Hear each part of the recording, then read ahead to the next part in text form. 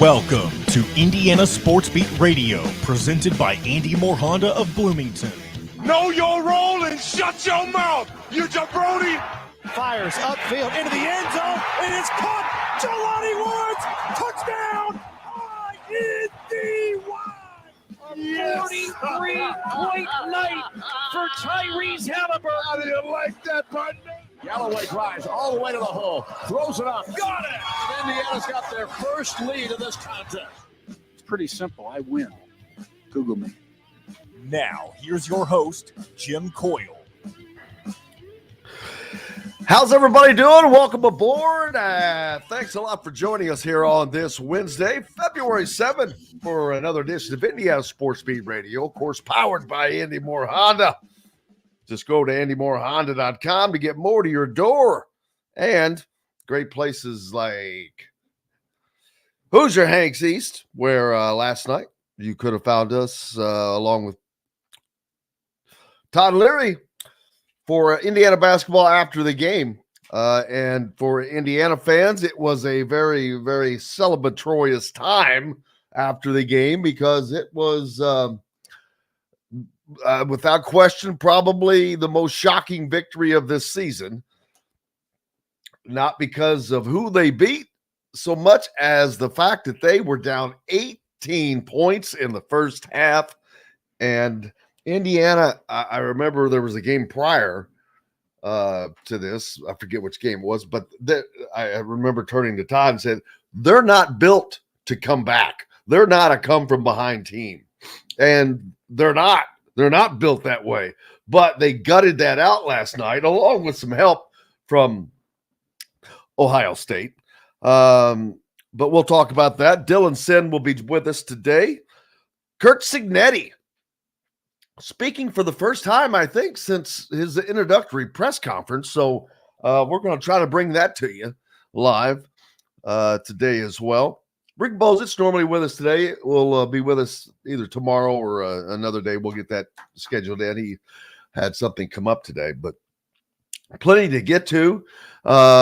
We'll hear from Woody, and there are some players that we'll hear from when John gets around to that. John, there's several you could choose from last night. Take your pick. I saw Anthony Leal, who was crucial. He only scored 6 points and was 3 of 6 at the free throw line, I think.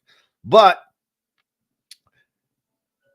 he hit a gigantic three-pointer from the corner, a corner three to give Indiana the lead for good. It was a big-time shot. It was something Indiana had not been doing all season. The offense looked perfectly set up.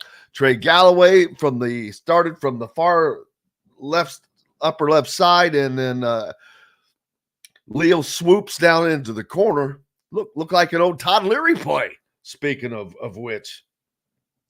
But congratulations to those guys. That was man, you talk about a needed win for them from a mental standpoint. Ohio State very well may be the worst team in the Big Ten. We'll see how I think that's Michigan, hands down. I'll go and throw I was getting ready to say, we'll see if it's them or Michigan, but Ohio State is going to give them a run for their money. Because I'll be honest with you, and if you go back and if you haven't already listened to the postgame show with Todd Leary, which I highly suggest, because Todd knows what the hell he's talking about. But anyway, the first half was brutal to watch. It was not good basketball. Indiana, they only had 8 turnovers, but Ohio State made hay off of every one of those, man. They scored 16 points, which means they scored off of every stinking turnover Indiana gave them. And there was a big disparity there, but the stats at the end of the game were kind of funny. If you'd looked at those first half stats, there's no way. Plus, Indiana gets 17 points from 3 starters. 3 of their starters combined for 17 points, which 2 points for 2 of those. I don't have last night's. Need to get that pulled up, but everything came from Trey Galloway and Malik Renew, who both had tremendous nights. Malik Renew with a double-double of 26 and 14, and 25 points for Trey Galloway. He hit 3 out of 4 3-pointers attempts. He was perfect from the free throw line, where he has struggled mightily. He was 4 of 4. So congratulations to him for that. There was just a lot of things that went right that have not happened. And they had to go right in just a half, because Indiana dug themselves an 18-point first half deficit and came back from that. I mean, if you'd have turned to me right then and said, give me 10-1 odds and I'll bet you $100 or whatever, I'd have taken that bet in a heartbeat and lost my shirt. Whoo. That was something. Shout out to everybody on the Andy Moore Honda hotline already, Howie. Yep, good thing Leo hit it. Did not go hard on the roll, and IU players were blocked out underneath. Yeah, well, it wouldn't matter. You got to hit that shot. You just need to. Howie says, happy for the players that they won. IU has gone from at least one player needing a career game to win the Big Ten games to 2. Also, let's see. That was Indiana's first quad 1 win. I was surprised that was a quad 1 win, because I would have never thought Ohio State would have been in the top 75. Now, the bad thing is, where are they now? How do you like me now? That's because those quad wins, they're fluid. And as I look on KenPom for Ohio State, I haven't found them yet. Indiana did move up 4 whole whopping spots. They're now 96th, amazingly, right in front of UCLA. Michigan at 100. Oh, Rutgers. They had to move up because they had a gigantic road win last night at Maryland. That's another bet I would have lost. Maryland just doesn't lose at home. And they did. 2 big road wins now for Rutgers in the Big Ten, as they're not going to go out easy. Man, I can't scan quickly enough, but there they are. They're 94. So yesterday started with Indiana at 99, Rutgers at 100, and Michigan at 101 thereabouts. Michigan is now 100. Indiana 96th in KenPom, and Rutgers up to 94. Penn State 93. That doesn't speak well of the Big Ten. There are 4 teams right there that I just mentioned that are between 93rd and 100 in the KenPom in the Big Ten. And Indiana is one of those teams. Trying to who am I looking for? Ohio State, yeah. KenPom has them at 68. Still a quad 1 win. So he must have had them higher than the net had them. But they're still at 68 after the loss to Indiana. Little surprising, as they stand there at 13 and 10. See, there's some teams that kind of jump out at you. Mississippi is 62nd with an 18 and 5 record. Right in front of them is Washington, and they're 12 and 10. So that shows you how these some of these are. There's a lot that goes into them. You can't just look at the record, but sometimes it jumps out at you. And that one's a little that's weird to see a 12 and a 13 and 10 and a 12 and 10 team at 60 and 61. But the 60 team, that's Maryland. They're 60th with a 13 and 10 mark. And then Indiana is 14 and 9, and they're all the way down to 96th. Think about that. That's 40 spot or 30 something spots difference. And Indiana has a game better record, but the metrics that goes into it. Indiana had not been a second half team. There was a stat a while back, not too recently, that showed that they had gone from being a plus 19 second half team to a plus 1 second half team, which means they give up the ghost. Last night, though, they like I said, like Todd Leary said it best. Fortunately, they scheduled Ohio State for that one, and it worked out. Dylan Sinn was at the ball game, I do believe, and he'll join us next from the Fort Worth Journal-Gazette. Looking forward to talking to him. We've got lots more coming up. We'll hear from Mike Woodson, like I said, and some select players in addition to Kurt Cignetti later on. We've got lots coming up here on Indiana Sports Beat Radio, and we'll be back with all of that and more right after this. We'll be right back for more Indiana Sports Beat Radio with Jim Coyle, presented by Andy Moore Honda of Bloomington. In the market. Good morning, There he Dylan Sinn from the is. Fort Worth Journal-Gazette. That's right. I almost said it. You did say it. Why didn't I correct myself? You said Fort Wayne and then corrected to Fort Worth. Oh. See, I get that in my head. That's Dylan, all right. you said something funny on Twitter last night, but I can't remember what it was. Something well, about Ohio State being the sleepiest venue in the Big Ten. So maybe that was it.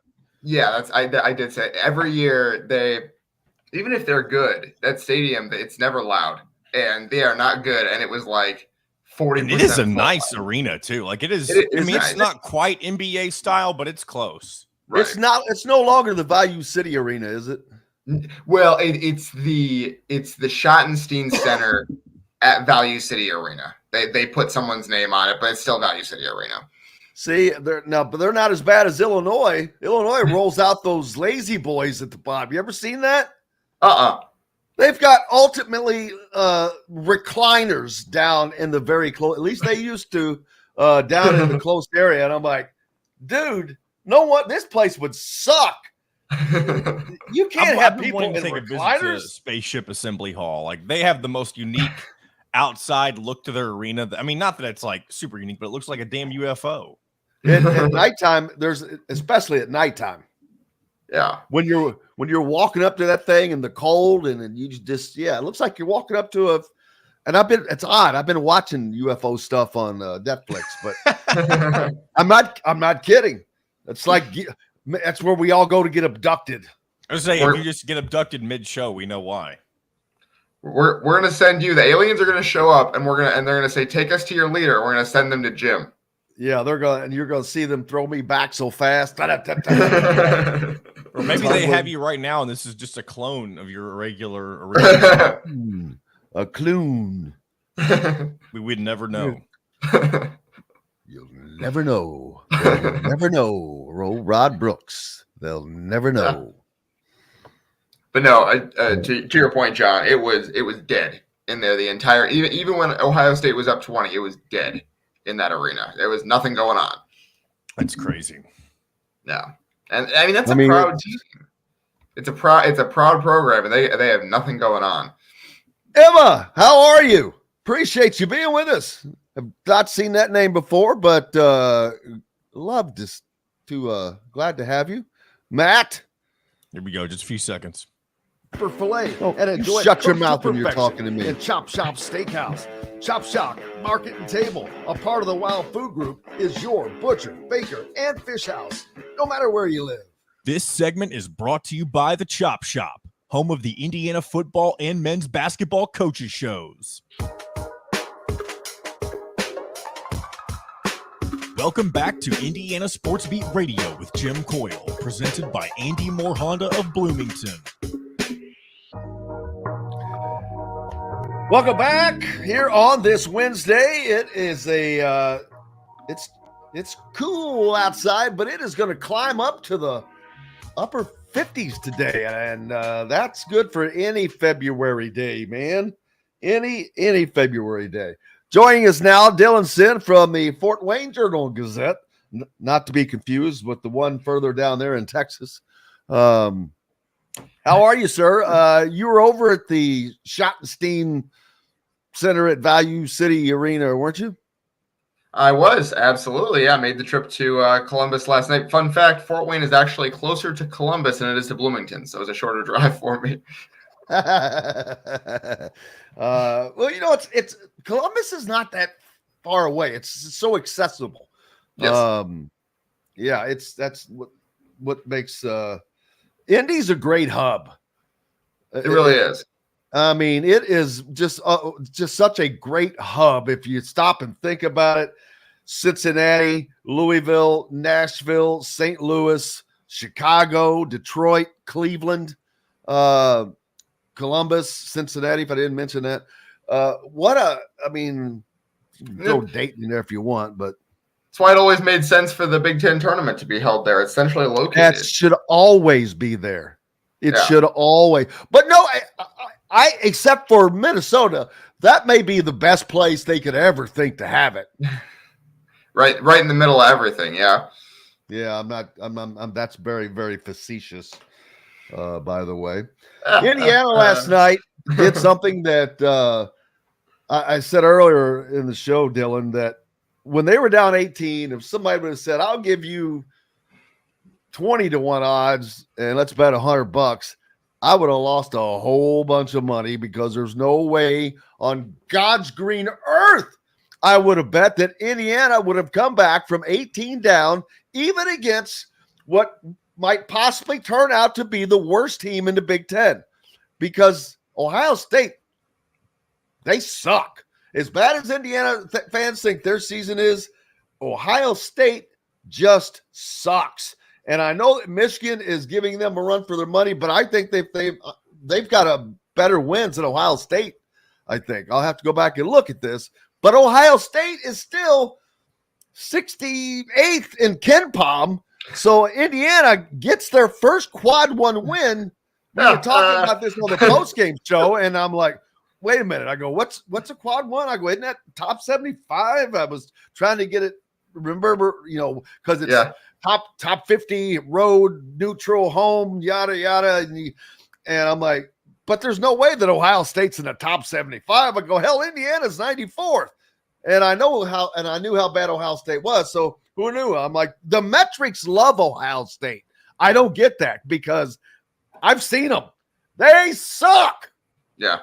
I mean, they had some good wins at the beginning of the season. That's the thing they beat Alabama, who's a top 25 team. They beat Texas A&M. Yeah. Like they started 12-2 and they have just fallen off a cliff. I mean, that's 8 losses in 9 games for them.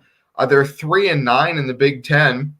That basically Michigan and Ohio State are 13th and 14th in the conference at this point. So Indiana at least has wins over them, but boy, you're exactly right. It's a quad one victory for now. For Indiana. But sadly to say, not to be negative Nancy, that Q1 is not going to.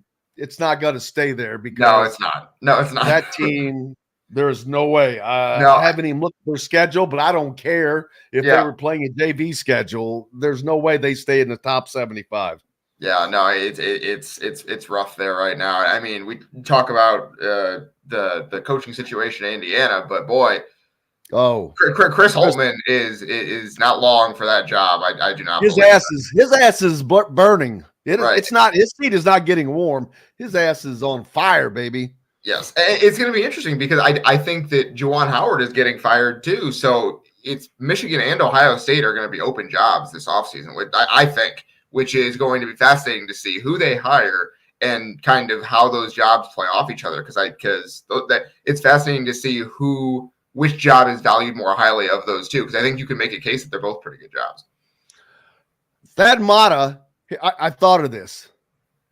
How crazy would it be for Ohio State to go back to the well and say, Thad, come home, baby. We made a mistake. Come back. Actually, it's kind of perfect because he probably needed a reset, which he got. He had a serious health situation, which is why a big reason why he is not the coach of Indiana right now. Yep. Is because of that. I got blasted over this a couple of years ago, but I was effing right. There was just a small 2-word mistake that allowed it to be denied, but he would probably have been the coach at Indiana. I can't say that for sure, but he took himself out of the running. And Indiana thought enough of him that after he couldn't take the head coaching job, they created a job. Scott Dolson created a job for him, which I think was a do-good on that. But that's another story. But how crazy would it be for Ohio State to say, "Hey, Thad, what about it? You're not doing too bad right now, so we could use some Matta magic."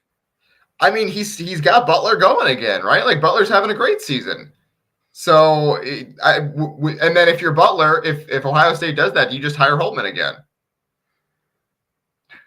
Did you just have him switch? Oh my God! I didn't think about that. Great catch. Holy smokes!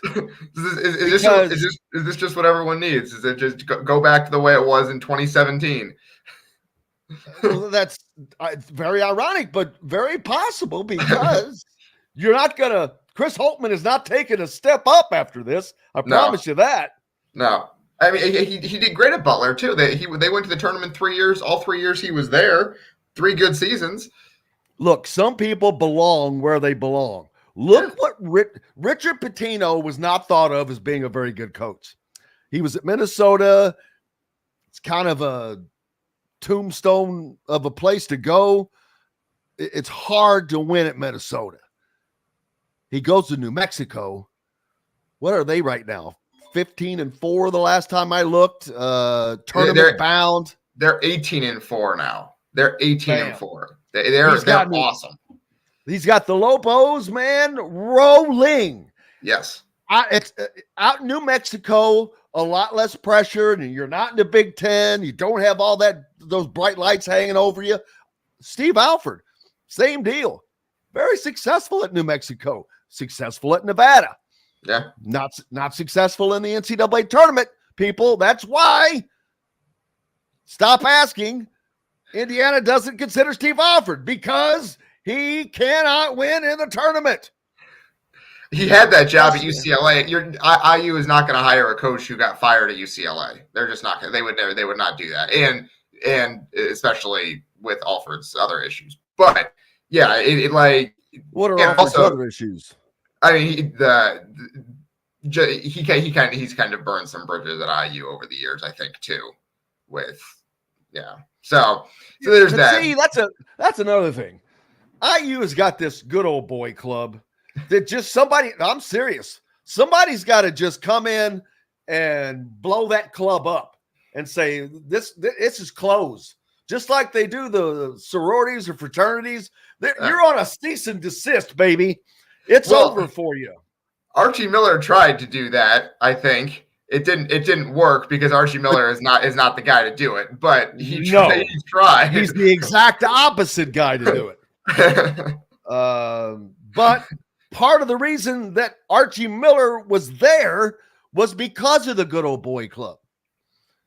I will say this till I die. Everybody jumps off of all the buildings that were built. I could have built buildings with the hundreds of millions of dollars that were coming in from the Big Ten network. So stop with that. Look at what happened and continues to happen when you allow people to make hires they are not equipped to make.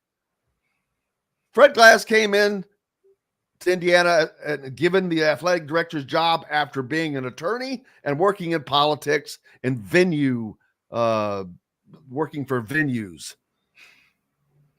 Oh, yes, that just jumps off the page at a guy who can resurrect an athletics department and make hires of coaches with big-time, multi-million-dollar contracts. No, that didn't work out. Indiana, and I hate to say this might get me in some trouble because I love, just like, you love Tom Allen. I love Scott Dolson. And Scott is very, very valuable to Indiana. No question. But he was Fred Glass's assistant. So first of all, boy, that's the wrong place to learn from, in my opinion.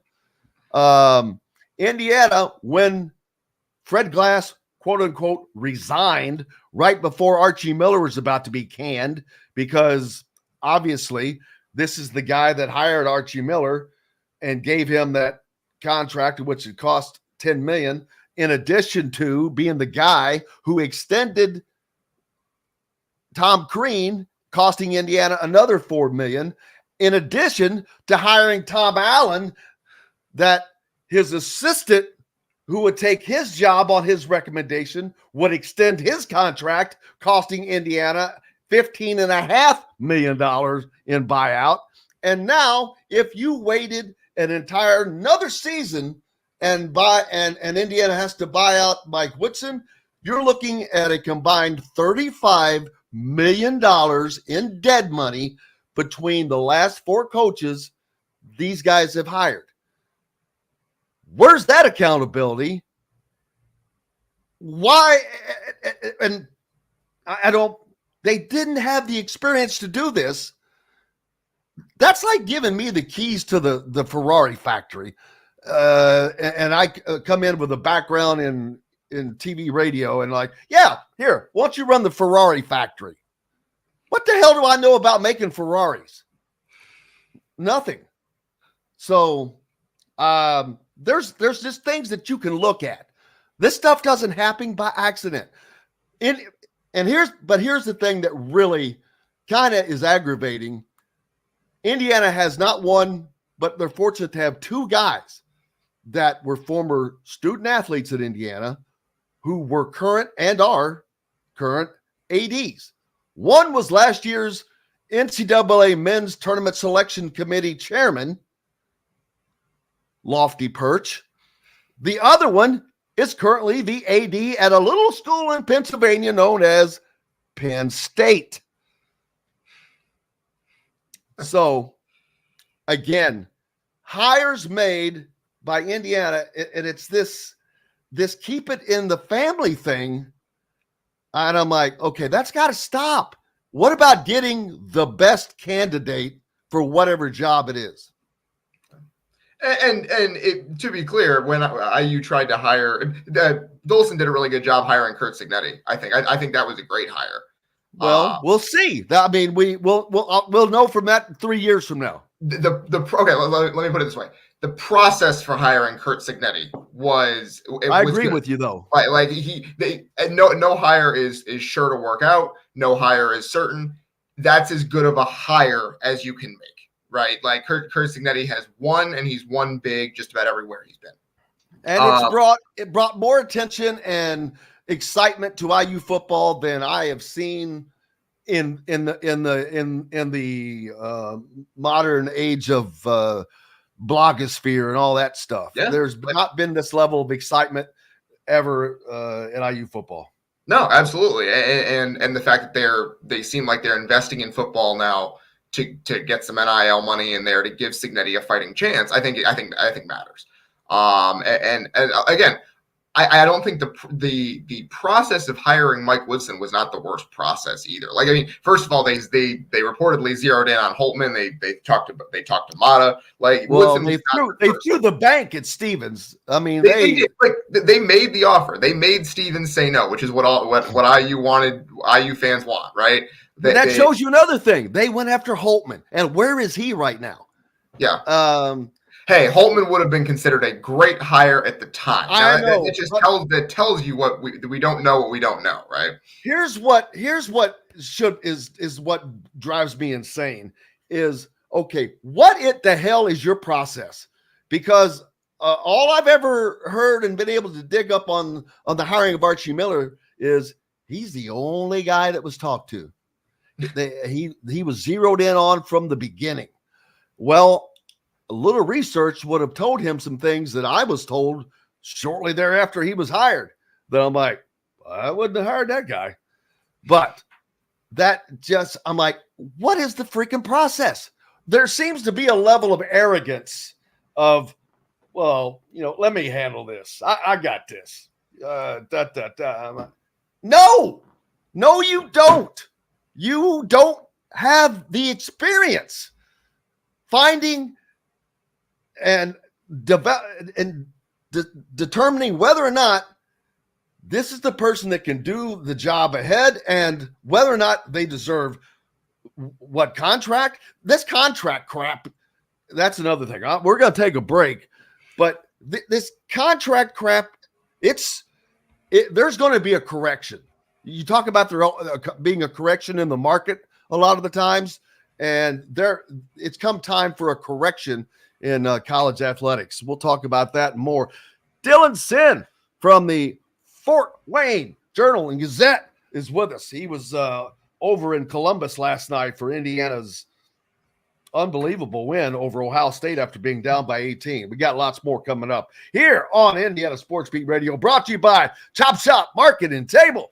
Each Monday at 7:05, you can find Don Fisher and Mike Woodson for Inside Indiana Men's Basketball. Back with more right after this. We'll be right back for more Indiana Sports Beat Radio with Jim Coyle, presented by Andy Moore Honda of Bloomington. If you're looking for fired up a little bit today, Dylan, I'm fired up. Yeah. It's so funny because I try to answer, which is getting impossible, all the responses to the YouTube when somebody comments. I spend hours doing that sometimes. I'm like, I'm gonna have to quit. I hate that, but anyway, it never ceases to amaze me how some fans are just oblivious. And so I can't get on that. Did Indiana keep their NIT hopes alive with the win last night? Yes, that is exactly what they did. And I don't want to be negative, Nancy, but that is exactly that would have been the headline that is viable. In Indiana keeps NIT hopes alive because I had them finishing with a losing record. Now that win last night will alter that because it was that close. I had them at 16-15. Now I moved them up to 15-16, and I could see a scenario. Don't get excited, but I could see it going 16-14, or maybe I don't think you wouldn't even get in the NIT being 16-14. No. Yeah, in Indiana might. Because that's the thing is that the basically the rest of the season, Indiana has good teams at home and bad teams on the road on their schedule. Yes. It's a really weird situation where they have a chance to make some noise, or the season could just completely fall apart. Outside of Purdue this weekend, obviously. Purdue is the one exception to that. Yes. But see, this could be a bloodbath for Indiana. It could get off the rails here in the last couple of weeks. Now it could also turn around. Well, I'm talking about this game specifically. Purdue is pissed off. They're embarrassed because they suck in the NCAA tournament for 3 years in a row. They got swept by Indiana, including getting beat at home last year. Now they've come back. They've handed Indiana its worst loss in the series at home since 1934 or 9. I can't remember. But it does it really matter if it's 34 or 39? Here we go, guys. You seconds. CRV's Honda Ridgelines payment free for 90 days, or get 0.9% APR financing for 36 months on a 2023 Honda Ridgeline. Go to AndyMooreHonda.com and get more to your door. This segment is brought to you by Remax Advanced Realty, Indy Home Pros team by Cheryl Sizemore.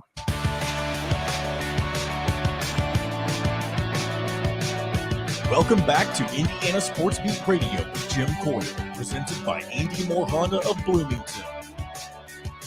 Hey, welcome back, Indiana Sports Beat Radio here on this Wednesday, February 7th. Appreciate you being with us, along with Dylan Sinn from the Fort Wayne Journal-Gazette, who was over in Columbus, Ohio last night, as Indiana gets their most shocking win of the season, down 18 to the Buckeyes in the first half, in which was one of the ugliest halves of basketball I've seen this year. Indiana, here's a stat that just jumped off, Dylan. Indiana only had 8 turnovers in the first half, which it's a little too many for the first half, but regardless of that, it's not like it's this absurd, stupid number. Ohio State had 16 points off of those damn turnovers. They scored off of every single one of them. Yeah. And it wasn't like, I didn't think IU's transition defense was particularly bad either. Like they got back because Indiana ended up being outscoring Ohio State in transition points. Exactly. Like it was a very weird situation, and it kind of inflated Ohio State's first half performance a little bit. But yeah, I saw that at halftime, and I was like, the turnovers were 8-5. Indiana had 8, and Ohio State had 5, and it was 16-2 in points off turnover. It was wild how just Ohio State was able to run away with that game in the first half. And then you get early in the second half, you get Malik Renew with a technical foul 30 seconds in. You get basically a pair of offensive rebounds and a step-in 3 for Ohio State. The lead is 18 at that point. It's like, all right, well, this game's over. I wrote that on Twitter. I said, well, it's a wrap on this one. You can take that. You can like put this one in a box and send it away. And I don't know if I've ever been more wrong about the direction a game was going. Dude, it's not just you. Everybody. And there was just no indication that not even that IU would come back and win. There was no indication that they even considered it. Like that there was anything they could do to kind of even get back in the game or make it the body language, just the body language. Yeah. I've said, I would have lost my shirt if you said, give me 20-1 odds and I'll bet you $100. I would have bet anything. Yeah. The body language, the track record of this team, Khalil Ware not playing, and that's another thing. Mike Woodson, good God Almighty, when he picked up his third foul early in the second half, I'm like going, Woodson, if you take him out, they might just take you off the sideline now.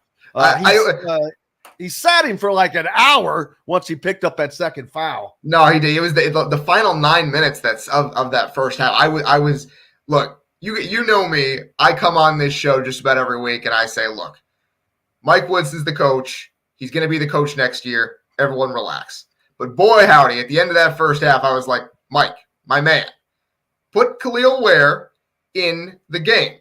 Figure out a way to get some minutes from him here and there. Because here's the thing. Look, 2 fouls is 2 fouls. I get it. You don't want him to pick up a third. I totally understand that.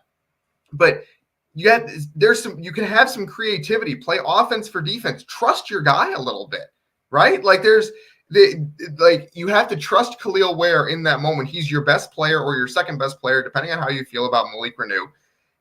Trust him not to pick up a third foul. Like give him a few minutes out there, because when he went out at the end of in the middle of the first half, IU was down 4. by the time the half was over, they were down 9. And as soon as he came off the floor, the defense basically fell apart because he is the guy who protects the rim. He's the guy who covers up mistakes. And you can't keep him off the floor for 9 minutes in a row. You just can't. And to be clear, it worked, right? It did. He ended up with 4. He played the last 8 minutes of the game with 4 fouls, and it worked. But boy, the process there is not good. You have to grab a couple of minutes here and there. I watched Purdue. Zach Edey plays in the first half with 2 fouls. Matt Painter trusts him to play and not pick up a 3rd foul. You have to have trust in your players. Well, now wait a minute. Now Edey doesn't get called for fouls. So okay, but if this is assuming he gets called for 2 fouls and a half. Matt Painter he steals minutes for him. He goes offense for defense. He puts him out there and says, Zach, don't pick up a 3rd, and he does it. He trusts him. And you got to have trust in your guys sometimes and just kind of throw caution to the wind because IU was getting killed when Ware was off the court. Even though Ware wasn't playing great, IU was getting killed when he was off the court. You got to play him a little bit. And it worked out. Like I said, it worked out. You can't kill him too much because it worked. But, boy, the process there is not good. It's not. Yeah, he did not, and still, all told, he did very little from an offensive standpoint. Yeah. But it was from a defensive standpoint, and he only had 1 rebound. It wasn't because he's in there pulling he was still he altered shots. It's when you've got a 7-footer in there, it changes things. Yeah. So just a mental thought that I got to get my shot over this guy. I got to get around this guy. Yeah. It changes things. Yeah, I mean, he was on the court at the end of the game. He made one of the best defensive plays that I have seen this entire season, where he was out there on the perimeter. He took the ball away from Jamison Battle on the perimeter, just poked it right away from him, completely clean, got that steal and the run out, and would have had kind of a Showtime dunk at the end there, except he blew a tire.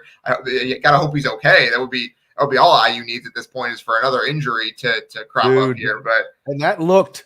Well, that looked wonky. It looked rough. Because I on the replay I saw you see this move where it goes sideways. I'm like, I was like, oh, but it's like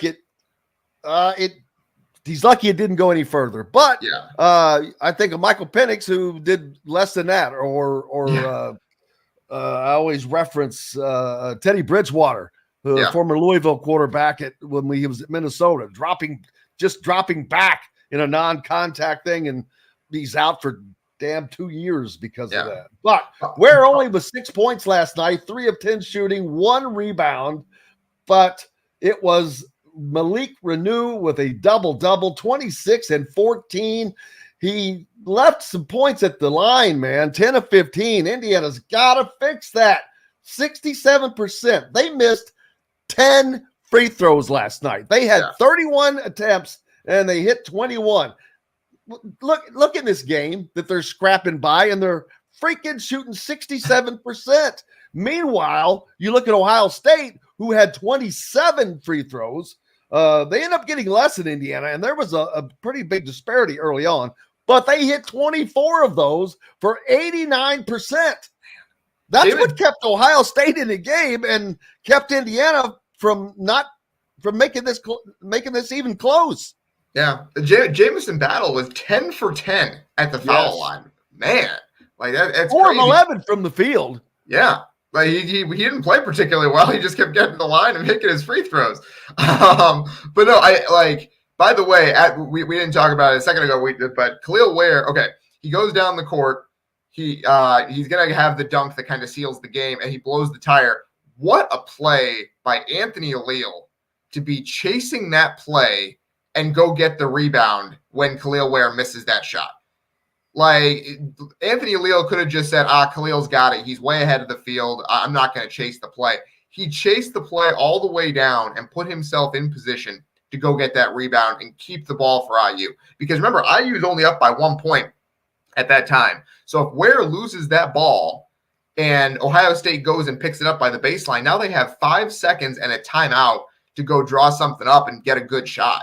And Anthony Aleel grabs that rebound and gets fouled. What a play by Anthony Aleel. Heads up to kind of just stay in the play. So I wanted to make sure we talked about that before kind of moving on here because that was fantastic.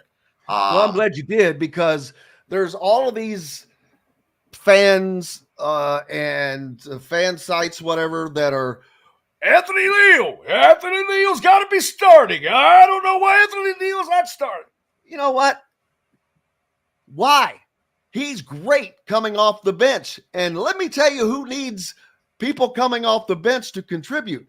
A team named Indiana. They end up with 8 bench points last night.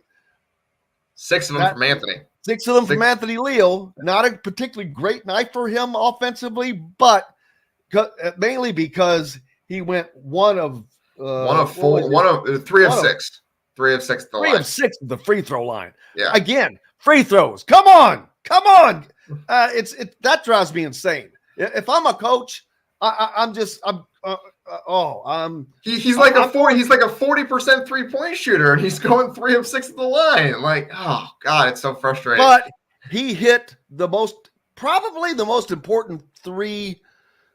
I don't know. The Iowa game was pretty big. Yeah, Iowa game. Yeah, the Cup's 3 against Iowa too. Like, yeah. If that shot doesn't go down last night, they don't win that game. They don't. No, they don't. They lose. And like, because IU ran the play to get Trey Galloway downhill, and then the idea was Galloway was going to shoot, and Malik Renew was weak side for the offensive rebound if he misses. But Ohio State had that well covered. They had 2 guys guarding Galloway on the floater, and then basically 2 more guys weak side to cover the offensive rebound on Renew.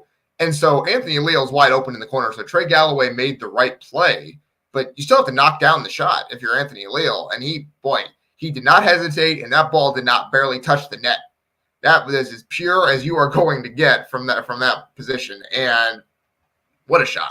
Because IU had that game in hand and tried to give it away. They were up 2 with 2 minutes left. Ohio State misses, and then IU gives up an offensive rebound in the tying basket. And then they run a poor offensive possession and get no shot, and then they commit a foul. And it's like, well, they had this game and they gave it away. And all that comeback would have been for nothing. And then Anthony Leal pulls out one of the shots of the year. And it's like, well, suddenly Anthony Leal is IU's 4th or 5th best player. How did we get here? Now, I'm in the camp. I do think Anthony Leal should start. I think that you start Trey Galloway at the point. Oh boy! I think you bring Gabe Cupps off the bench, because that's what they did. They ran that lineup with Leal and Galloway for the final 9 minutes of the game last night. And they outscored IU or OSU by 15 during that stretch. Like, it was the finishing lineup. If you don't want to make it the starting lineup, fine, but it should be the finishing lineup. Like, that was the lineup. Now we're talking. So now we're in agreement. I was just getting ready to send out a tweet. All these IU fans that are jumping on this Anthony Leal's got to start bandwagon. No, he doesn't. As a matter of fact, he's probably the best guy to be coming off of the bench for Indiana right now, because he pays attention. He's watching the game. So when he does come in, he knows what's going on and is probably the best guy to have coming in, because you've got the only guy who is probably paying attention on that whole damn team. As to all of I was watching something last night that showed a bigger play by Anthony Leal, which preceded his 3-point shot, and that was defending Ohio State, I think, on the previous possession. Yeah, I retweeted this video. Yeah, no, I know exactly what you're talking about. He was defending Roddy Gale at the top of the key, and Gale had a great game, and basically Ohio State wanted to get Gale downhill going to his right, and Anthony Leal just did not let him go to his right. He kept him up outside. And that's all scouting. It's basically, he knew what Ohio State wanted to run in that moment, and he was like, "You are not going to run that right now. I am going to make sure." That's what I'm talking about. I guarantee you, very few guys on that team, and that's part of why Indiana has had the season they've had. I don't think that you've got very many guys that are as in tuned to what their responsibilities are in the time of need than Anthony Leal is. Now, does he have the talent that Mackenzie Mbako does? No. Or someone like that? No. But so you've got to weigh that. I agree with you. He right now He's probably a guy that should be in the finishing lineup. Yeah. Get him to the finish line. A part of that was because Ware sat out so much. It would not have been as glaring had he played in the first half. Yeah. And then Leal, I think he's a good finisher because he knows you've got a coach on the court. You might have a better coach on the court than on the sidelines. Oops, did I say that out loud? But yeah, I do not. He's not. And Todd Leary and I base a lot of this off of what Todd says, and because I listen to people who I know way the hell more than I do, and Todd is in that camp. No, he doesn't need to be starting because all that Gabe Cupps is doing is facilitating. He's not. They're getting zero. They get zero production from him, and you're not going to. What he had 2 points last night. He had 2 points. Ware had 6, so there's 8, and Mbako had 9. Yeah, there's 3 of your starters, and you get nothing from them. But Galloway and Renew make up for it, scoring 51 points between them alone. Indiana's got to watch it on the technical fouls, though. They've got another technical foul. Flagrant was kind of crap, but you have to pay attention to your elbows. The problem now is that the officials are hunting flagrants and technicals for IU because IU has a reputation now. And the officials are like, well, that's IU doing IU things, and they're going to call that. And especially with the technical on Renew. Renew said something. You got to have a little bit. He was pissed off because of earlier when, what was it? Well, it was the goaltending call. He thought his shot had been goaltended, basically. And he was mad that they didn't call a goaltend when they called a couple goaltends on IU on the other end. And so then he got the tech. You have to have a little bit longer of a leash, I think, if you're the official there. He said something. He wasn't demonstrative. I don't know. But I thought it was impressive that Renew, when he got frustrated, he didn't get out of control. He kept, like Mike Woodson said after the game, he kept playing. He kept he settled down, and he didn't let it get the best of him. And I think that was a really mature thing that happened. I give Calvert Chaney some credit, by the way, because Renew was really upset after he got called for traveling on that transition basket. That's what it was. Because that wasn't the technical. He almost got a second technical because he was so upset. And I thought that came first. Didn't that come first? No. That was after. It was after. It was a couple possessions later because he'd already gotten called for the one tech, and then he almost got called for a second one because of the travel. And that was another. You could go either way.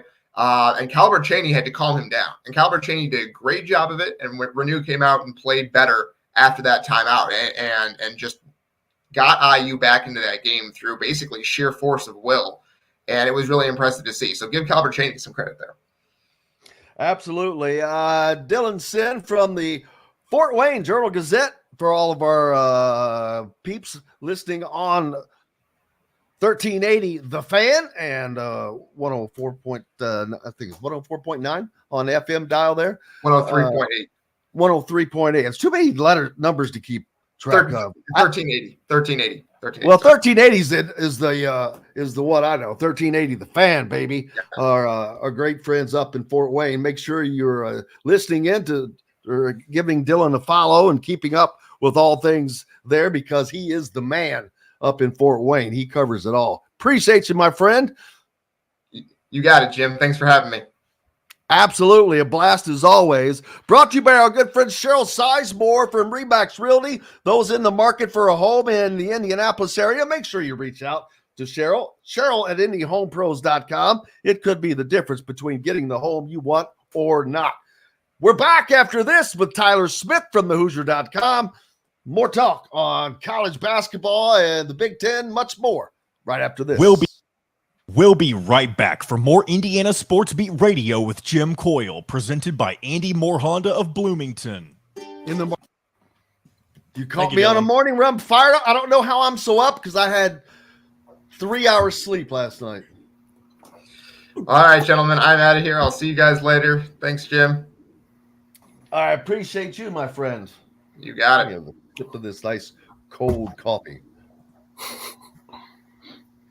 Thanks for pitching for us, Tyler. Yep, no problem. So he's normally on Thursday. What are we gonna do? So him and Kyle switched. Him and Kyle Nedner switched times this week. Oh, because Kyle couldn't do today. Do I have? What do I? Do I have? Thursday. Shannon is at 50. Yep. And Kyle's at 9:30. Yep, tomorrow. And then Chris Daenerys at 9:50. And then Rick Bozich, if he gets back to me and can do it, he's going to do 10:10 tomorrow. All right. Well, that'll be a great day. Yep. All right, Tyler Smith. Were you over in Columbus last night? I was not. I was watching on the old Peacock. That's right. Almost said the derogatory term, but probably shouldn't do that anymore. One more thing, Jim. Just a reminder for this, since you're taking Kurt Cignetti, are you going to stick with taking this segment to 9:50 and then do a short segment and then do the okay. Just make sure you keep that in mind then. Thank you. Keep reminding me. I shall forget. I'll just if you get to 9:50 and you're rambling, I'll just text you. Why would you think I would ramble? Whatever on earth would lead you to that assumption? All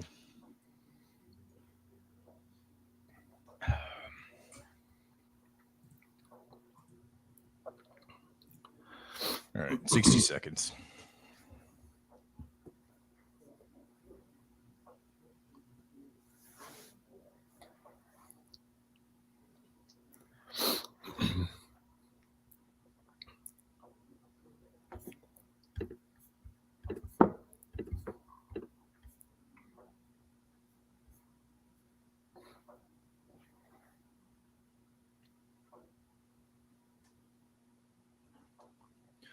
All right, I'll go ahead and bring us back in. Your family's needs, so there couldn't be a better time to build a new home with Property Shore Construction. Now building exclusively south of Bloomington within the Stonecrest Golf Community. Choose from one of the gorgeous Stonecrest Signature Series house plans. We have several lots available with scenic views of the golf course. Contact Amy Rhoda with Revesco Real Estate for additional information. 812-583-0919 or go to mystonecrestliving.com. That's mystonecrestliving.com for more details. This segment is brought to you by the Ugly Grouper. Welcome back to Indiana Sports Beat Radio with Jim Coyle, presented by Andy Moore Honda of Bloomington. Welcome back, Indiana Sports Beat Radio on this Wednesday, February 7th. Thank you so much for joining us. Brought to you by the Ugly Grouper down on Anna Maria Island, Florida. For all of our Florida peeps, make sure you slide over to Anna Maria there, just west of Sarasota, out on the beautiful AMI. It's one of the most fun and packed restaurants all the time. Food is great. Say hi to Thad if you're going down there. We have several people that go there. Make sure you give me a shout out first, and I'll get you taken care of. And make sure you take a picture and post that sucker with tagging us, of course. Joining us now, Tyler Smith from thehoosier.com. Indiana gets a win last night that was very improbable not to start, because I actually remember turning to Todd early and just saying, I'm not going to be surprised if Indiana wins this game, because Ohio State is terrible, as bad as Indiana's been. Ohio State's just awful.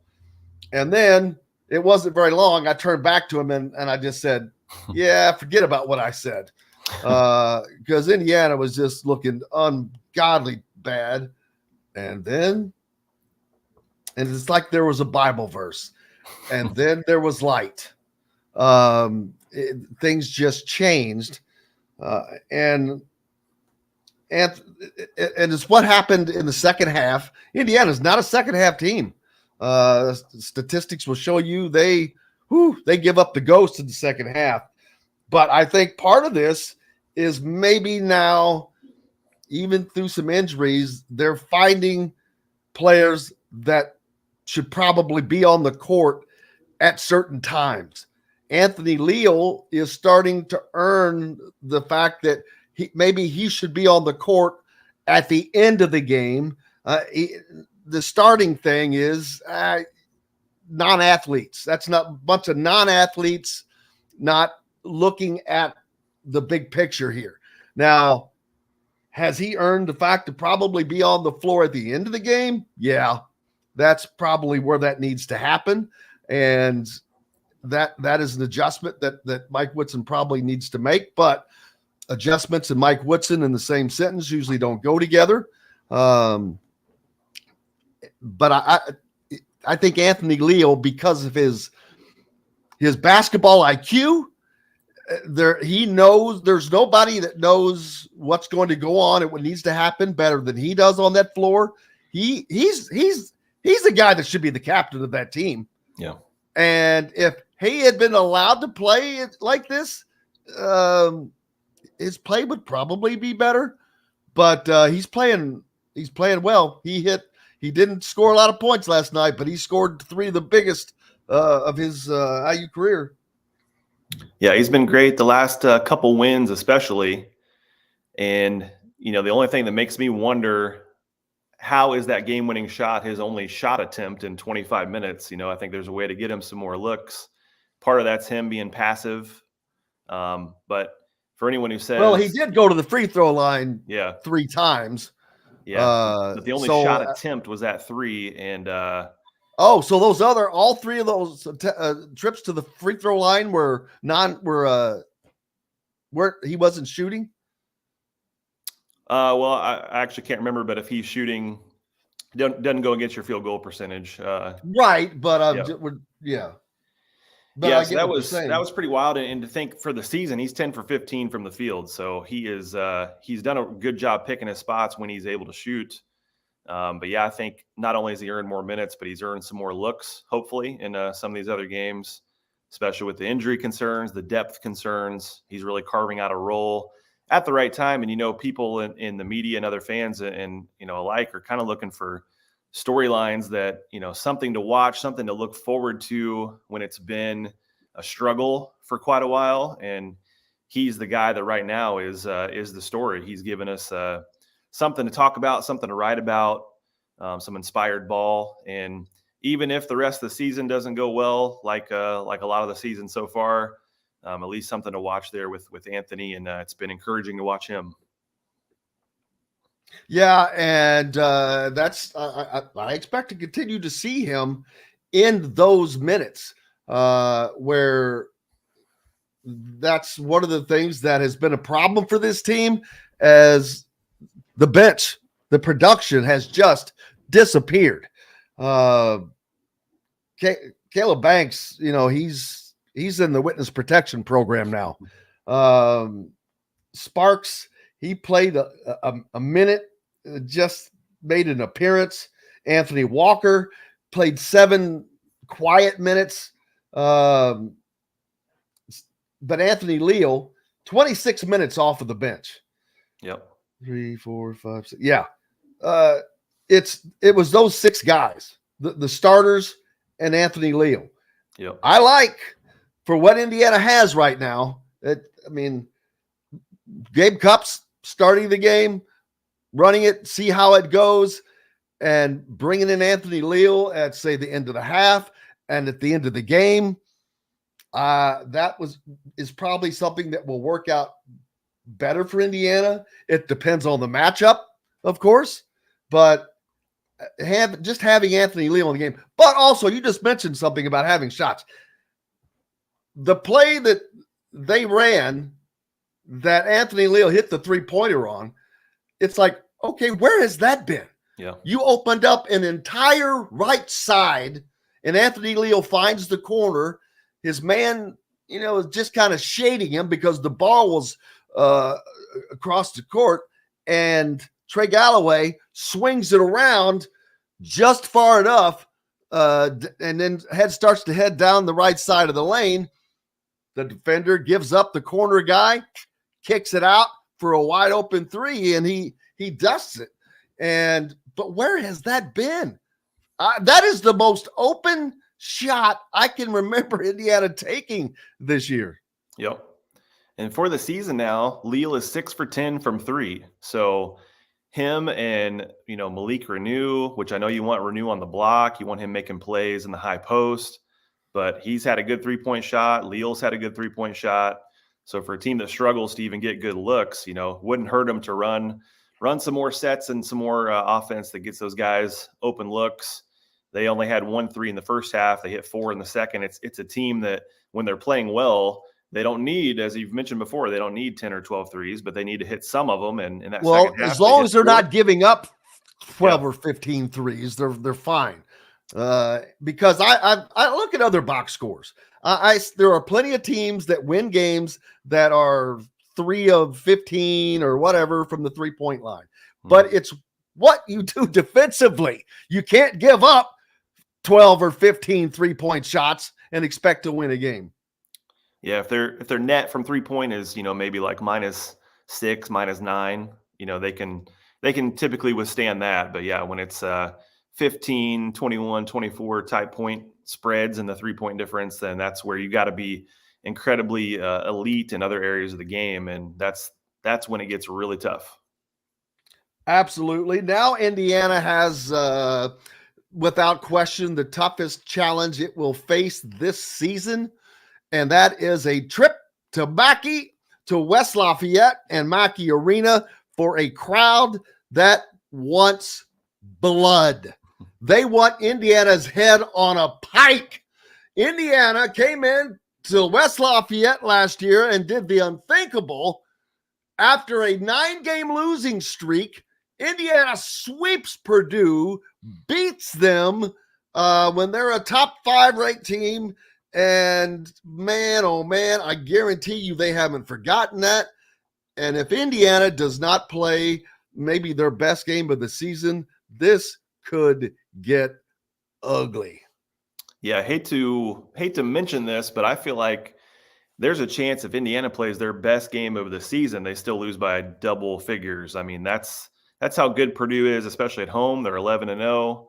You mentioned how the crowd is going to treat it like they don't want to just win. They've already blown out Indiana in Assembly Hall. I don't think, you mentioned them wanting blood. I don't think they'd be content with anything short of a 25, 30-point win. They just want to embarrass Indiana this year, and they have that opportunity because they're an elite team. And, Mackey, 11-0, as I said, it's going to be awfully tough. You just hope that Indiana's had enough momentum here where it seems like a game where they finally, in that second half, they finally showed some heart. And I know it's easy to say that when a team's losing, it's easy to say they come out flat or they look uninspired when they're not playing well. But I have questioned at times this year, how much they're together and how much they care about, fighting back. Hopefully that second half at Ohio State, much different team and different circumstance, but hopefully they can build off that a little bit and at least compete, because if they're not ready to go right from the tip, it's going to get ugly quickly. It's easy to grin when your ship comes in and you've got the stock market beat, but it's the man who can smile. Oh, I forgot the rest of it. All the while when his pants are too short in the seat. Great little reference to Caddyshack for those throwbacks. Indiana defensively held Ohio State to 2 of their last 11. Another critical part of last night. They give up 19 points to Gale, to 11 to Thornton, 19 more to Battle, who scored 10 of those at the free throw line on a 4 of 11 night. So they did a good job defensively on him. And that's with Ware in and out of foul trouble, or not in and out of, he was in it, period. And man, I cannot believe he didn't get hurt. I can still see that knee just make that. Mm-hmm. Oh, I was like, oh God, I said, I could see it because there was a shot from directly behind it. But yep. Indiana goes to Purdue. Here's the reason why I hate it for Indiana fans, because I am in total agreement with absolutely everything you just said. If they play their absolute best game that they have, they could probably still lose by double figures because they do not have a perimeter game. They do not have a three-point shooting game.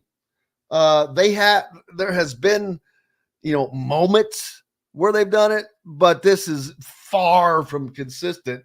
And Purdue has, 5 guys that will come in that can shoot the three, but your starters right off the bat with Braden Smith and Fletcher Lawyer and Lance Jones, buddy, you better be on those guys because all 3 of them could be the guy that goes off and torches Indiana, and Indiana has had a penchant for getting torched by teams from the perimeter, and I guarantee you Matt Painter is looking at that very thing.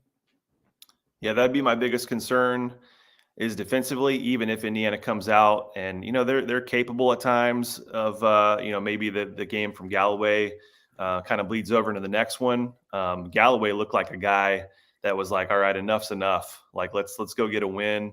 And I'll also say I wasn't at the Columbus game, but I was in Champaign, and Galloway was the one guy after the game who looked visibly distraught at the loss. They were so close to winning that one. Other guys were, upset, but Galloway looked like a senior who was like, we're giving away this opportunity in my senior year. So maybe it carries over and he plays well at Mackey again. He's had some good games against Purdue, but even if Indiana's offense does click and they're getting some inside-outside action, I just don't see how they're going to stop the machine that is Purdue on the offensive end. Edey and shooters, it's tough to guard. So it'll be tough, but we'll see what happens. Yeah, Purdue this is their best chance to not go to the Final Four, to win a national championship. They're set up. There's no doubt about that.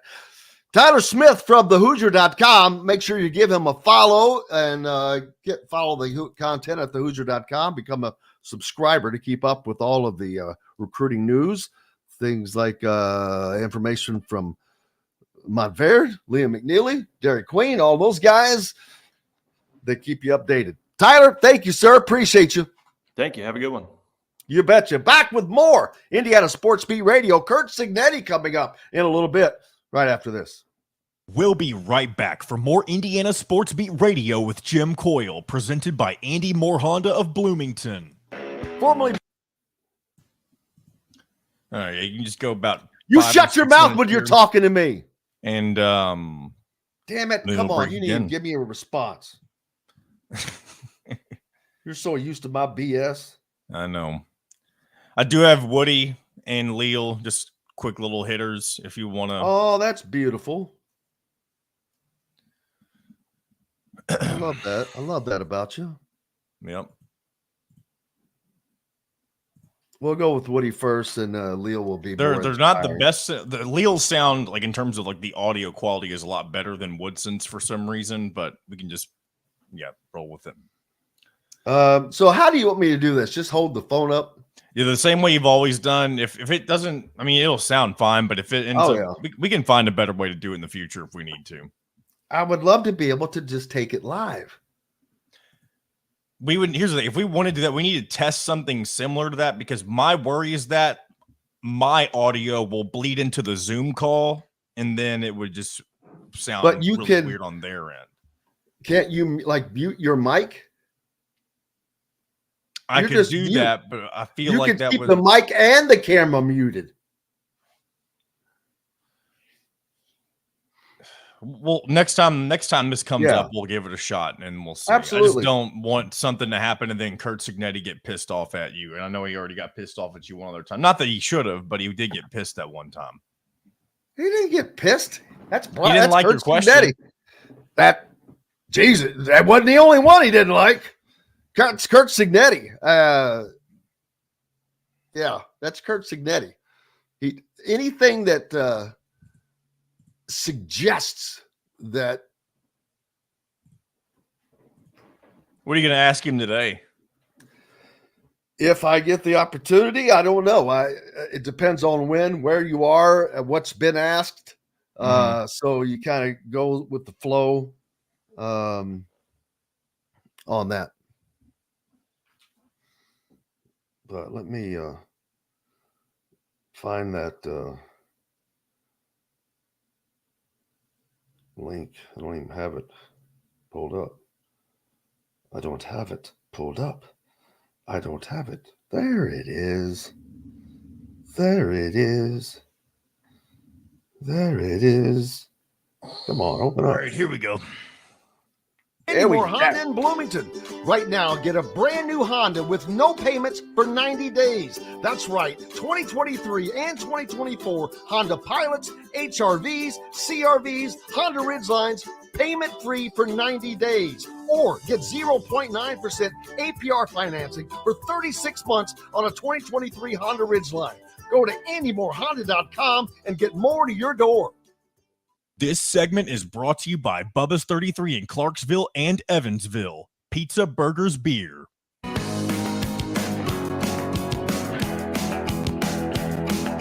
Welcome back to Indiana Sports Beat Radio with Jim Coyle, presented by Andy Moore Honda of Bloomington. Hey, welcome back. Indiana Sports Beat Radio here on this Wednesday, February 7th. Thank you very much for being with us. Last night in college basketball, plenty of other games going on. In addition to a judge keeps the NCAA's restrictions on NIL in place for the moment. On Tuesday, a judge kept in place for now the NCAA's ruling prohibiting name, image, and likeness compensation from being used as a recruiting inducement. That denies a request from with a temporary restraining order by the state of Tennessee and states of Tennessee and Virginia, for that matter. Ironically, the attorneys general of those states filed a federal antitrust lawsuit in the Eastern District of Tennessee last week that challenged the NCAA's NIL rules after it was revealed the University of Tennessee was under investigation by the association for potential infractions. Well, we broke the rules, so let's sue them and change the rule. Only that's SEC right there, baby. But the states asked for a temporary restraining order and preliminary injunction saying immediate action was needed to keep the NCAA from standing in the way of recruits monetizing their fame. That's a horse crap. Rick Pitino, and I agree. I was thinking this very thing yesterday. Rick Pitino, a day after a historic ruling that could challenge collegiate sports by allowing NCAA athletes to unionize. That's the ruling from we talked about yesterday. Damn it, what's the Ivy League school? That 1,200 people. Dartmouth. After the National Labor Relations Board Monday ruled that Dartmouth men's basketball players who had petitioned to be recognized as a local union are employees of the school, a ruling that could allow NCAA athletes to unionize. I think it's horse crap. I hope that gets overturned. Rick Pitino tweeted Tuesday that the major conferences in college basketball should join forces and create a salary cap of up to $2 million. He did not specify if that number would include name, image, and likeness payments or funding directly from schools or not. But I agree. You've got to have limits. The professional sports league have limits. There's just no limit. There's just no restraint right now. And it's sad, but states and schools are trying to jump over every rule that they think that they can get around. So there's that.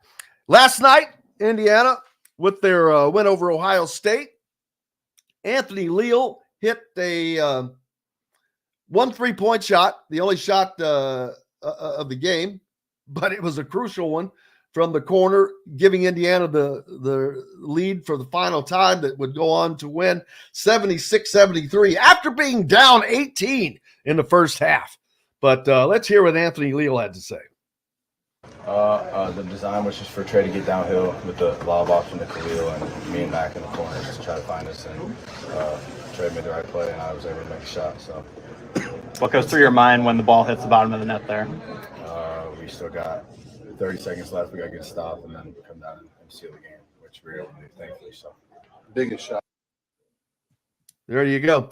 The fact that they actually ran a specific play for that ended up with a wide open 3-point shot. Boy, ingenious. Things that make you go, maybe do that a little more often in the game before there's a minute left. Especially when you have guys that can shoot the ball. That's been one of the biggest issues for me for this team this year is just their lack of utilization. Well, the roster construction is horrible, and you hear everybody say that. Most of the people don't know. I'd like to ask them, well, what exactly do you think was wrong with it? Which there are problems with it, believe me. But it's just become this thing where everybody's saying. But we've got to take a quick break. When we come back, we're going to hear from Coach Cignetti, head coach, football coach from Indiana, right after this. We'll be right back for more Indiana Sports Beat Radio with Jim Coyle, presented by Andy Moore Honda of Bloomington. In the mark. All right. All right, my ass. Man, I gotta find a way back.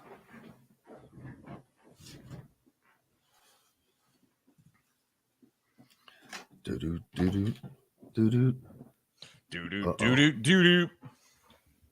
Well, that didn't work out too well. I hate this. Do.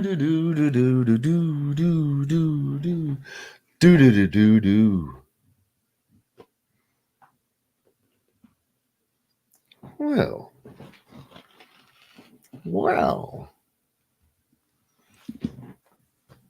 A lot of people on here.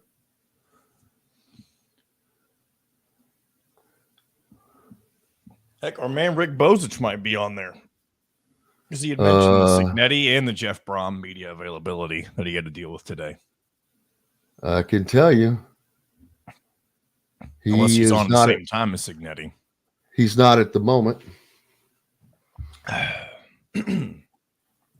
There are people on here that I have no idea who they are. Never heard of them. Give me some examples of like what's their publication they're with. I just see names. 1, 2, 3, 4, 5, 6, 7, 8, 9. That's crazy. All these people that are joining, I'm like, who in the world is that? You think they're students? Half of them probably are. What the hell? You still have me, I hope? Yeah. What happened? Just you're on, but your screen is like frozen. Yeah, it's. If you need to back out and come in, you got 60 seconds. Give me a second.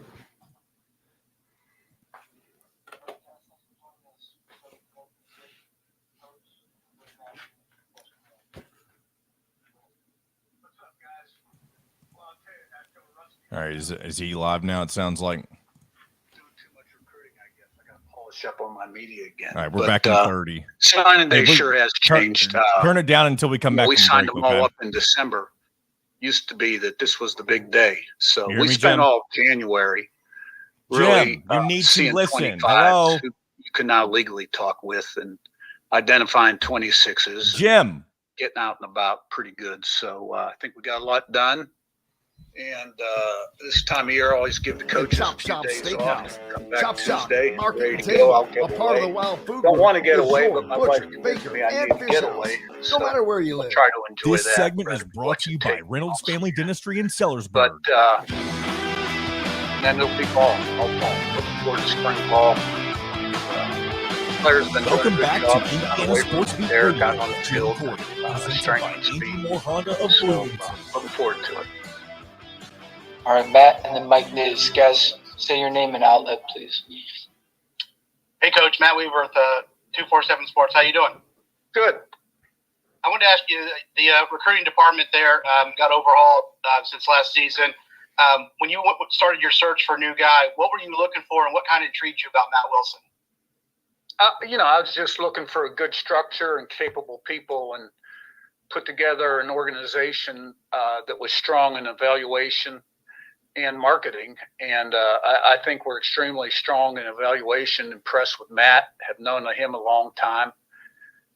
Had some good discussions with him, and we've hired really good people underneath of him, Mike Ferrara and John Schroff, 2 veteran guys. So, I like the way that's going right now, and it's a critical component in terms of expediting the evaluation and identifying people, both within the state, in that 4-hour radius, and then in those out-of-pocket areas.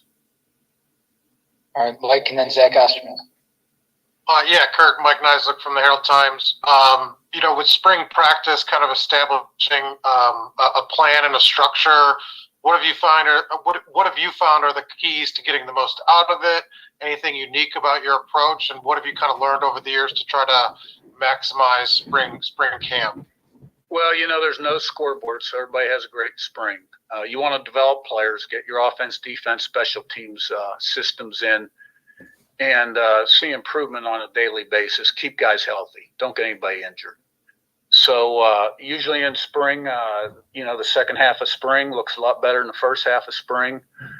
There's going to be a lot of new nomenclature, new people, be a different practice structure than the guys that have been here in the past are accustomed to. So I think all the coaches are really excited to get going. But, we still have a month of offense and defensive staff meetings coming up to get everybody on the same page. We got 3 new defensive guys on that side of the ball. And, of course, Bob Bostad's new on the offensive side of the ball. So, we still have some things to get done there, but looking forward to getting out on the field. Zach and Mason. Kurt, Zach Osterman, Indianapolis Star. I guess kind of following on from that, when you think back to your first spring and going through this process in other jobs, when you kind of been new in those jobs, what are the things that you, whether it's from your coaches, whether it's from, talking with your strength staff about progress that your players are making, that you kind of draw from, I guess, when you start building your plan for spring and start sort of building your goals and things like that? Yeah, well, I don't think the schedules have changed a whole lot through the years. We sort of have a blueprint and a way of doing things, a way we practice, getting the players accustomed to the way we practice. It's up-tempo, fast, organized, guys, constant movement. But all you're looking for is sort of individual development, but start to build that kind of team identity. This is who we are. This is how we practice. This is how we play. This is how we play every play. Fast, physical, relentless, finish one play at a time, 6 seconds of play. Every play's got a life and a history of its own. Finish, not affected by success, not affected by failure, on to the next play.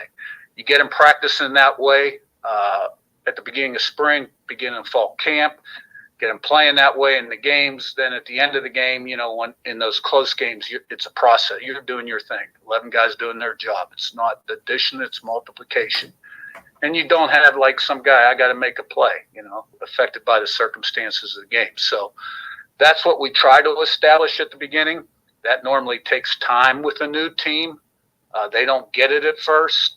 A lot of times when you inherit a team, it's who wins the drill, who wins the play. That's not really kind of the purpose. We're just trying to get consistency and performance, play at a high level, play in, play out. Mason and Jack. Coach Mason Williams with thehoosier.com. You mentioned that right now your team is kind of in the hands of your head strength and conditioning staff. What kind of feedback are you getting from them so far, and is it the kind of response to your kind of messaging that you're hoping to see so far? Yeah, well, Derek Owings is a guy I got a lot of confidence in. Strength and conditioning has really changed through the years. It's become a very scientific thing. I think he's on the cutting edge, gets great results. I have 100% confidence in him. I don't mess with him. That's his area, and I let him go. And I know the players really like what we're doing down there. He changes their bodies. He'll cut a lot of body fat, still add lean muscle mass, quicker, faster, stronger, more explosive.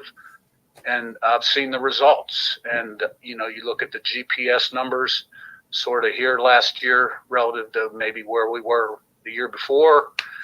He'll make them faster.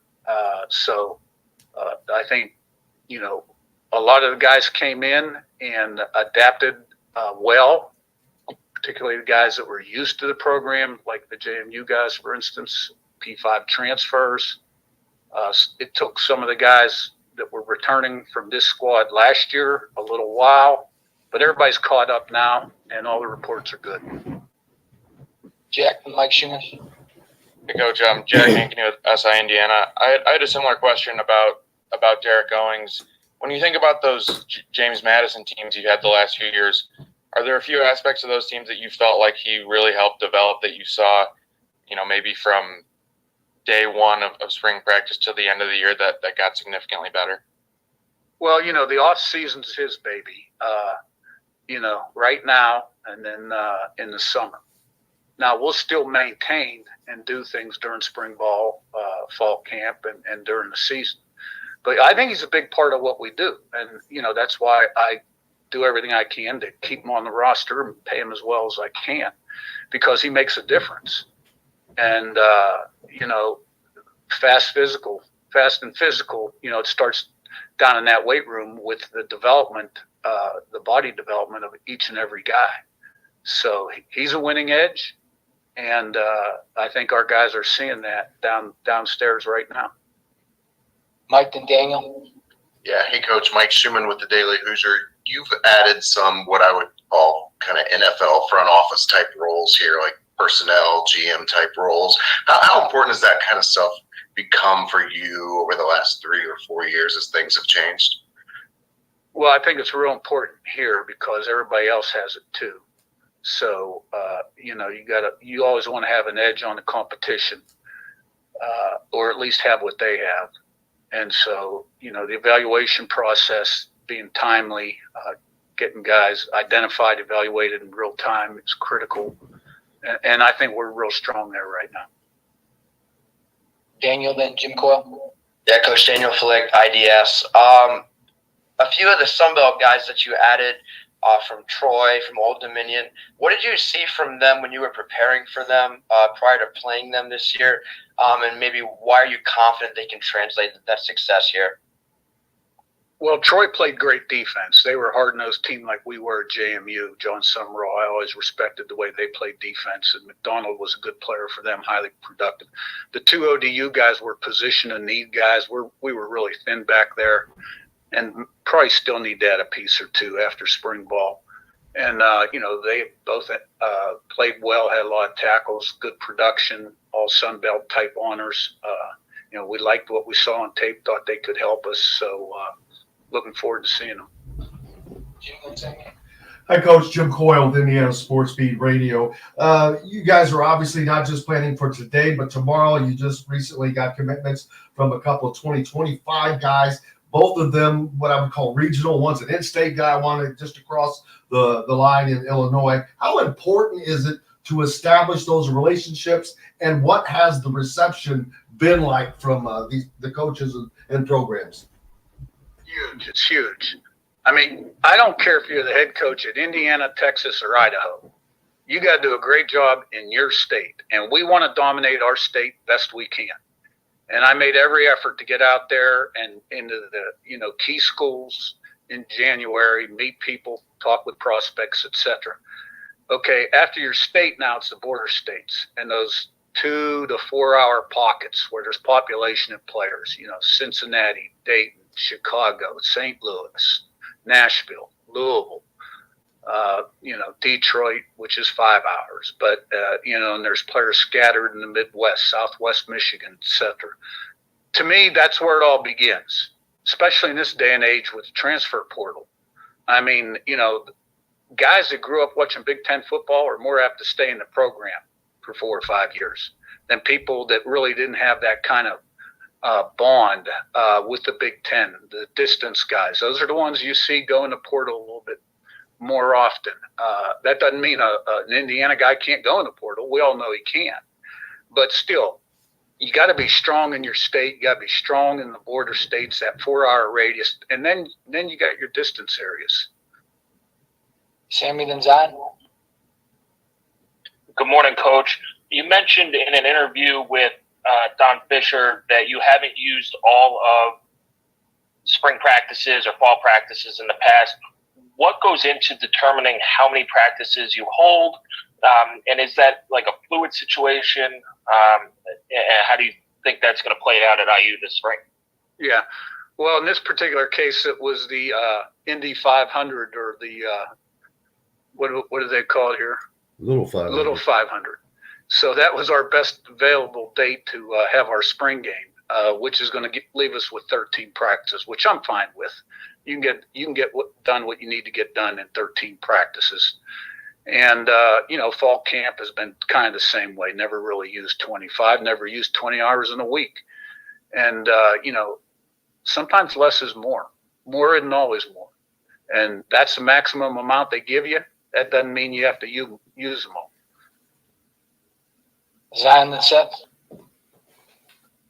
Zion Brown, Indianapolis Star. Nice to talk to you, Kurt. My question for you is just coming in, and you've done this obviously before coming into a new program. What have you done so far in these first couple of months to just build bonds and grow relationships with all these new players you're dealing with?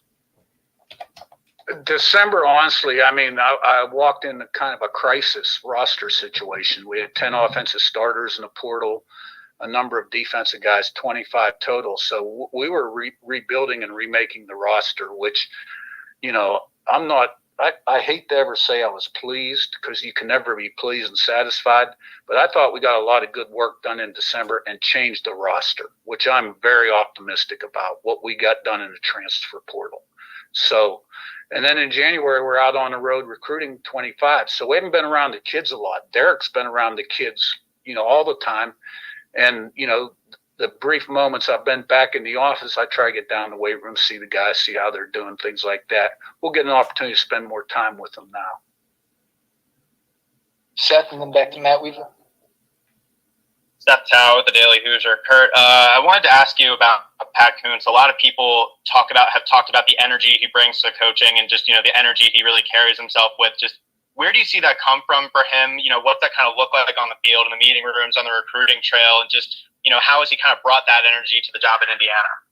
Well, that's just Pat Kuntz, man. He's a fireball. He loves football. He loves coaching. He loves being on the field. He gets after it in recruiting. He's a high energy guy and probably has been his whole life. That's just the way he's wired. And he's come a long way as a coach in the 3 years he's been with me. And he's been a tremendous asset. All right, Matt and Mike Niz.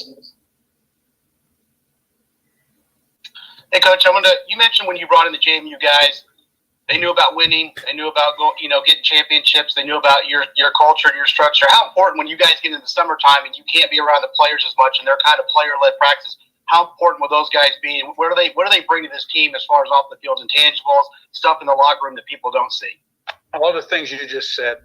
And they're important now. They were important the first day of workouts. When Derek took them out there and the other guys saw those guys and the way they lifted, the way they ran, and they were ahead of a lot of guys, in terms of their conditioning level. And they sort of set a standard. But we've got a lot of guys that are excelling in that program now. But you just can't have enough guys in your program that think right, that think like champions. And look, let's just face it, the last 3 years here, there hadn't been a lot of success. Okay. And you bring in a bunch of people that have had a ton of success, and that's only going to help your football team. Mike Niz, then Zach Osterman.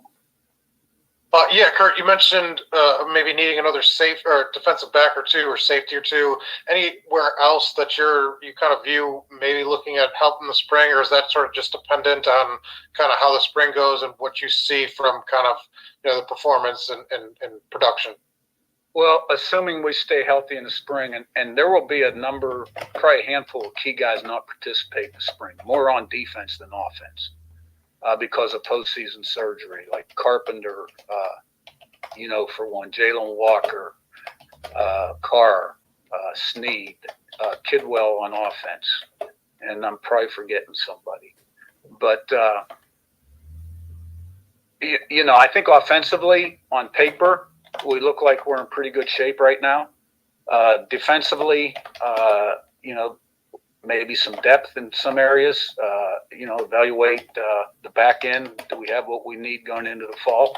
But look, if the NCAA doesn't change this rule back, this multiple transfer rule, you're looking at another transfer wave in May like you had in December. I don't think it'll be as big, but you'll have people coming and going. That's just football right now. Do you want to see any? Sorry to follow up, but changes in the calendar? What's your kind of view on that in terms of the multiple windows and how that works? I don't have a strong feeling about that. You tell me what the rules are, and I'll thrive within the rules. All right, Zach Osterman, and we'll wrap with Zach Browning.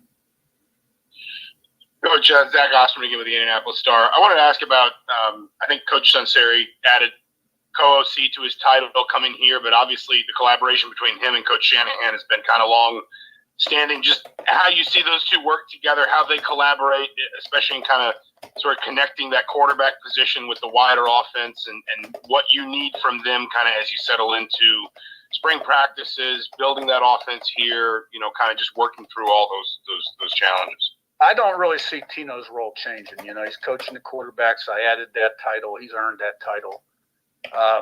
It's a group effort, meetings. I sort of run the offensive staff meetings and steer the direction, but I let those guys coach you guys on the field. I kind of coach the coaches. So, we've got a core offense, and, we'll put that core offense in. And then as we evaluate the team and its strengths, we'll start to branch off. But that doesn't really take place until maybe halfway through fall camp. And then once you get in season, we got to figure out who's who and who can do what first. Zach Browning, last one. Hey, Coach, Zach Browning, thehoosier.com. When you guys are hitting the recruiting trail as a staff, I'm curious as to what your guys' biggest obstacle has been and how you've overcome that.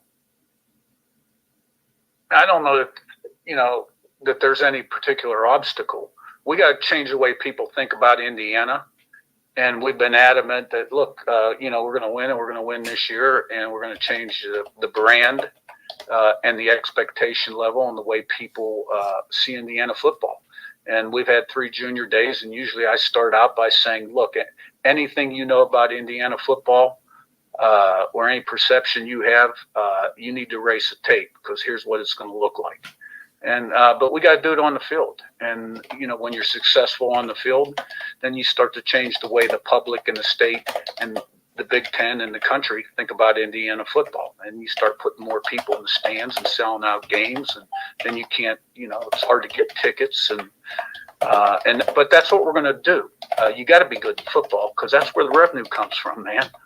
Football. And there's no reason we can't be successful here. We're going to be successful here. So it's just one day at a time. It's a process right now. It's always a process. All right. Thanks, Kurt. Thanks. Thanks, guys. Thanks, guys. And there you go. There is Indiana head coach Kurt Cignetti. And, John, do we need to take another break? We do not. We talked about that. All right. Perfect. So Coach Kurt Cignetti there, we have not heard from him in a while. How did, I hope that went okay. John Boy, come back to me. Yeah, the sound was fine. I would have told you otherwise during it. It sounded great. Good deal.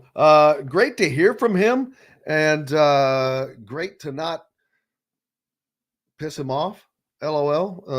I will say, he seemed like he was in a very, I don't want to say chipper. I was already thinking the same thing before you even said it. As soon as you started to say, I knew exactly what you're going to say, because he seemed more relaxed.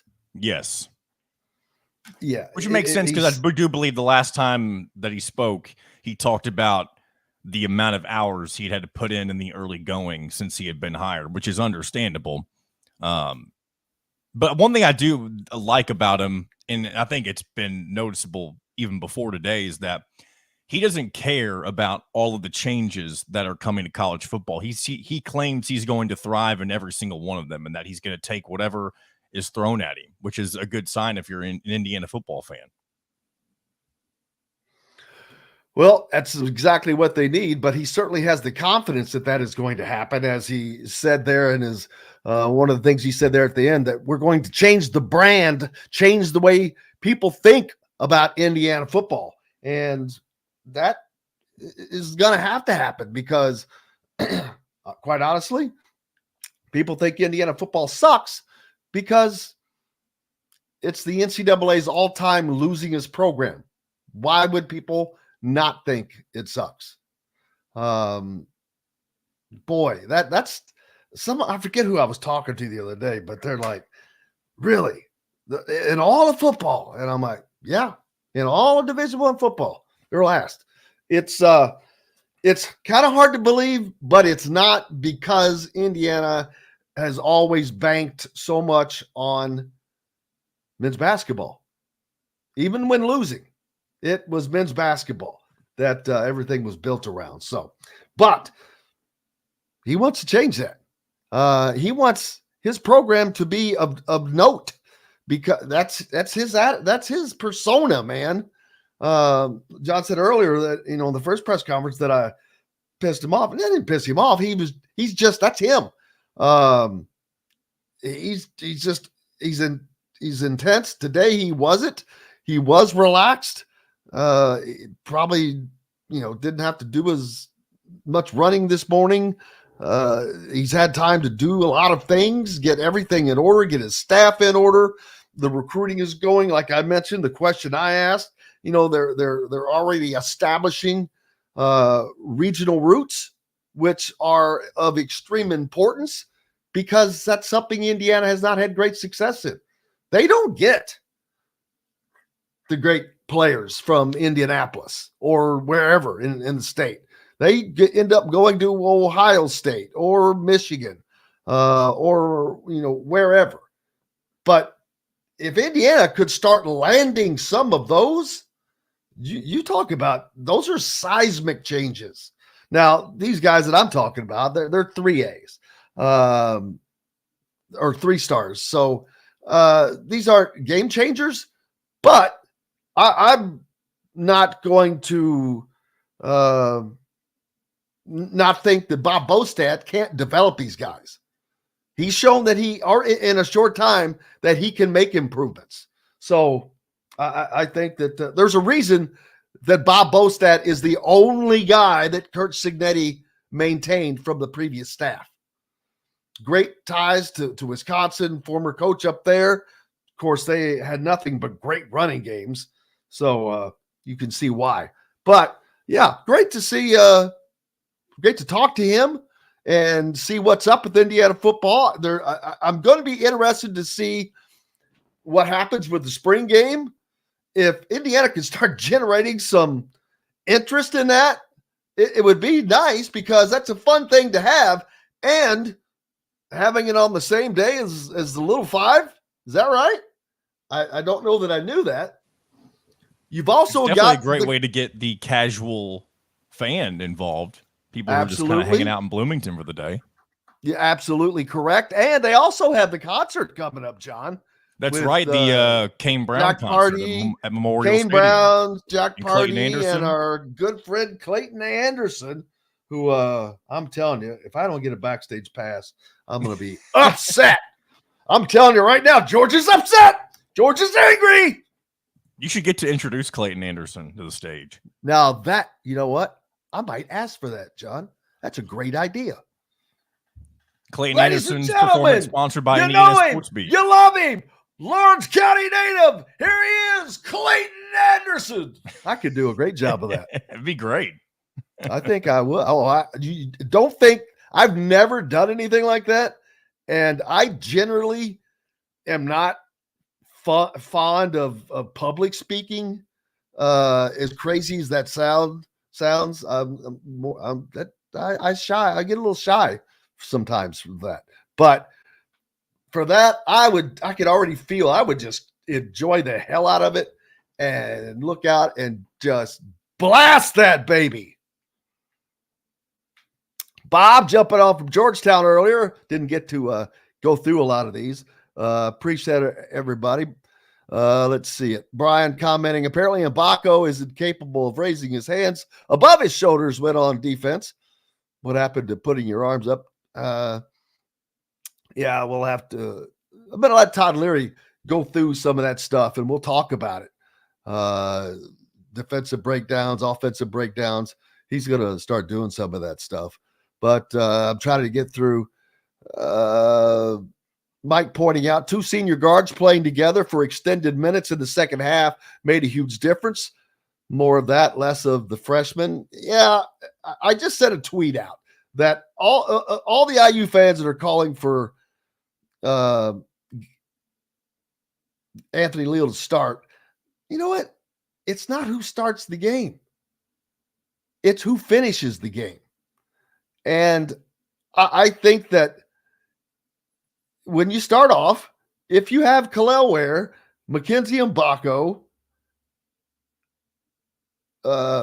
Malik Renew, Trey Galloway on the court, you can use Gabe Cups to run the offense. Then later in the game, depending on what then bring Anthony Leal off the bench. I think he's much better off the bench. Indiana has gotten very little to nothing from their bench lately. So he is great coming off the bench. He has provided energy, action, production, and I think that's where he needs to stay. Especially at the end of the game, you can see the finish line. You know what you have to do. So I agree with Todd Leary that I would rather him. I mean, if I were looking at it from a coach's standpoint, I'm not going to start him. I'm going to use him as the finisher. And that's a label that I would give him, the finisher. Come in and at the end. And that also changes things up for the defense. Because Anthony Leal and Gabe Cups are 2 completely different players. And so they're going to have to react differently. The one thing Indiana doesn't do too well is adjust to adjustments that are being made. Todd pointed out last night that Ohio State kept going to a 1-3-1 on the inbounds plays, and then they'd switch to a zone, and it really screwed Indiana up for like 2-3 possessions in a row. That's where things are lost for Indiana. They're not seen and reacted to by the sidelines. But great win last night. Coming up, we got a couple extra minutes. That's right, we're running late.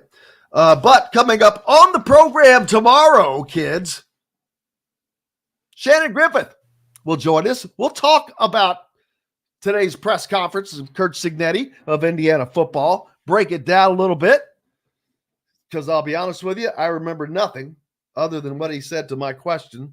Too much going on, but there was a lot there to break down. Of course, you can find that on right here on Indiana Sports Beat Radio's YouTube channel. And while you're at it,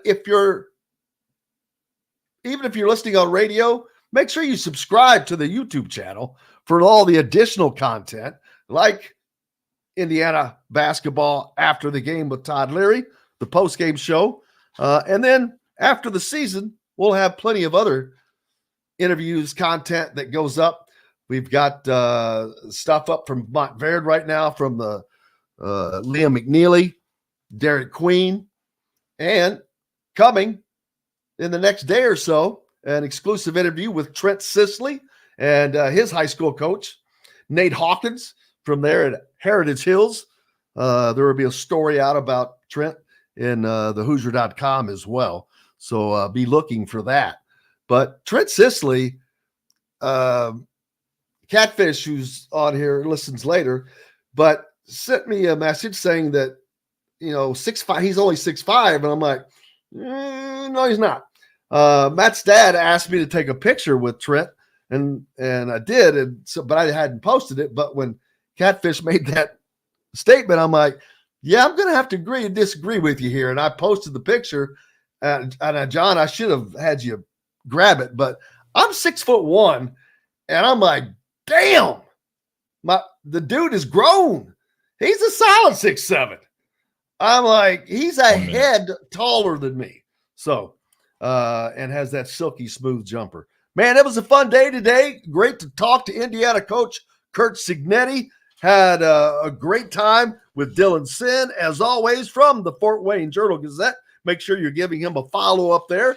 And also with our friend Tyler Smith from thehoosier.com. Grateful for him switching over. Tomorrow again, Shannon Griffith will talk Indiana football. Kyle Nedrip from the Indy Star is Indiana high school basketball is winding down.